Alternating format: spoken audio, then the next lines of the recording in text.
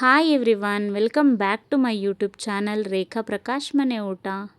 ಇವತ್ತಿನ ಈ ವಿಡಿಯೋದಲ್ಲಿ ಒಂದು ಸಿಂಪಲ್ಲಾಗಿ ಸ್ಪೆಷಲ್ ರೆಸಿಪಿ ಮಾಡೋದು ಹೇಗೆ ಅಂತ ತೋರಿಸ್ಕೊಡ್ತೀನಿ. ಪನ್ನೀರ್ ಟೊಮ್ಯಾಟೊ ಗೊಜ್ಜು. ಟೊಮ್ಯಾಟೊ ಗೊಜ್ಜು ಯಾರಿಗೆ ತಾನೇ ಇಷ್ಟ ಇಲ್ಲ. ಅದೇ ಟೊಮ್ಯಾಟೊ ಗೊಜ್ಜನ್ನ ಇನ್ನೂ ಸ್ಪೆಷಲಾಗಿ ಮಾಡಿಕೊಂಡ್ರೆ ಎಷ್ಟು ಚೆನ್ನಾಗಿರುತ್ತೆ ಗೊತ್ತಾ. ಹೇಗೆ ಸ್ಪೆಷಲ್ ಮಾಡ್ಕೊಳ್ಳೋದು ಅಂದರೆ ಪನ್ನೀರನ್ನ ಆ್ಯಡ್ ಮಾಡಿ ಇನ್ನೂ ಸ್ಪೆಷಲಾಗಿ ಮಾಡ್ಕೊಳ್ಳೋಣ.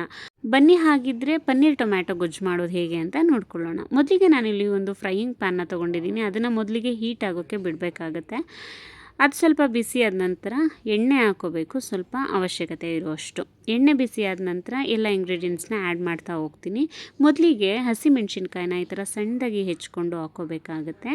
ಆಮೇಲೆ ಈರುಳ್ಳಿನೂ ಅಷ್ಟೇ ತುಂಬ ಸಣ್ಣದಾಗಿ ಹೆಚ್ಕೋಬೇಕು ಈ ರೆಸಿಪಿಗೆ. ನಾನಿಲ್ಲಿ ಒಂದು ಮೀಡಿಯಮ್ ಸೈಜ್ ಈರುಳ್ಳಿನ ತೊಗೊಂಡಿದ್ದೀನಿ. ಇವಾಗ ಇದನ್ನು ಗೋಲ್ಡನ್ ಬ್ರೌನ್ ಆಗೋವರೆಗೂ ನೀಟಾಗಿ ಫ್ರೈ ಮಾಡ್ಕೋಬೇಕಾಗುತ್ತೆ ಎಣ್ಣೆಯಲ್ಲಿ. ಟೊಮ್ಯಾಟೊ ಗೊಜ್ಜು ತುಂಬ ಜನಕ್ಕೆ ಕ್ವಿಕ್ಕಾಗಿ ಮಾಡ್ಬೋದು ಅಂತಲೇ ಇಷ್ಟ ಆಗೋದು. ಅದನ್ನು ಸ್ವಲ್ಪ ಇನ್ನೂ ಸ್ಪೆಷಲ್ ಮಾಡಿದ್ರೆ ಡೆಫಿನೆಟ್ಲಿ ನೀವು ಇಷ್ಟಪಡ್ತೀರಾ ಅಂತ ಹೇಳ್ತೀನಿ.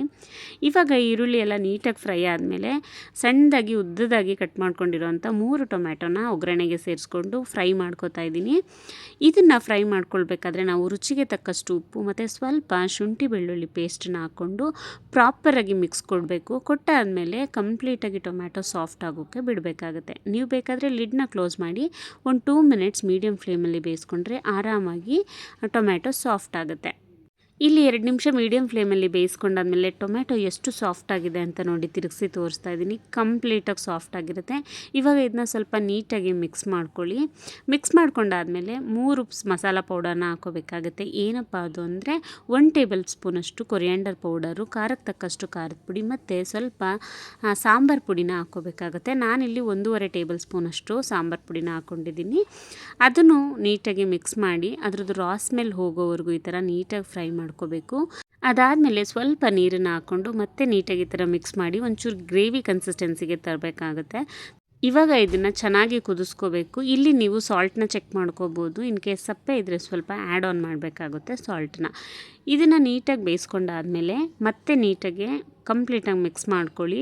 ಮಿಕ್ಸ್ ಮಾಡ್ಕೊಂಡಾದಮೇಲೆ ಲಾಸ್ಟಲ್ಲಿ ಸಣ್ಣದಾಗಿ ಕಟ್ ಮಾಡ್ಕೊಂಡಿರೋವಂಥ ಪನ್ನೀರನ್ನ ಸೇರಿಸ್ಬೇಕು.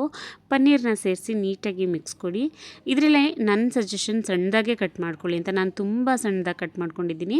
ಎಸ್ಪೆಷಲಿ ಈ ರೆಸಿಪಿನ ನೀವು ಕಿಡ್ಸ್ಗೆ ಮಾಡಿಕೊಟ್ರೆ ತುಂಬ ಖುಷಿಪಟ್ಟು ತಿಂತಾರೆ ಅಂತ ಹೇಳ್ತೀನಿ. ಇದನ್ನು ನೀಟಾಗಿ ಮಿಕ್ಸ್ ಮಾಡ್ಕೊಂಡಾದಮೇಲೆ ಲಾಸ್ಟಲ್ಲಿ ಕೊತ್ತಂಬರಿ ಸೊಪ್ಪನ್ನ ಹಾಕ್ಬಿಟ್ಟು ತಿರುಗ್ಸಕ್ಕೆ ಹೋಗಬಾರ್ದು. ಲಿಡ್ನ ಕ್ಲೋಸ್ ಮಾಡಿಬಿಟ್ಟು ಒಂದು 20 to 30 ಸೆಕೆಂಡು ಸ್ಲೋ ಫ್ಲೇಮಲ್ಲಿ ಬಿಟ್ಬಿಡಬೇಕು. ಆಮೇಲೆ ತೆಗೆದ್ಬಿಟ್ಟು ಆಮೇಲೆ ಮಿಕ್ಸ್ ಮಾಡ್ಕೊಳ್ಬೇಕಾಗುತ್ತೆ ಪನ್ನೀರ್ ಟೊಮ್ಯಾಟೊ ಗೊಜ್ಜನ್ನ. ನಿಜವಾಗ್ಲೂ ತುಂಬ ಟೇಸ್ಟು.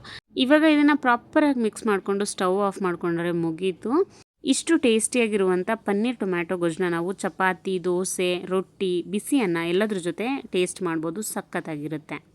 ಇದಾಗಿತ್ತು ಇವತ್ತಿನ ಸ್ಪೆಷಲ್ ರೆಸಿಪಿ. ಯಾರೆಲ್ಲ ನನ್ನ ಚಾನಲ್ನ ಇನ್ನೂ ಸಬ್ಸ್ಕ್ರೈಬ್ ಮಾಡ್ಕೊಳ್ದಲ್ಲೇ ನೋಡ್ತಾ ಇದ್ದೀರಾ, ಪ್ಲೀಸ್ ಒಂದು ಸಬ್ಸ್ಕ್ರೈಬ್ ಮಾಡ್ಕೊಂಡು ನೋಡಿ. ಹಾಗೆ ಈ ವಿಡಿಯೋ ನಿಮ್ಗೆ ಇಷ್ಟ ಆಗಿದ್ರೆ ದಯವಿಟ್ಟು ಲೈಕ್ ಮಾಡಿ, ಶೇರ್ ಮಾಡಿ, ಹಾಗೆ ಕಾಮೆಂಟ್ ಮಾಡಿ.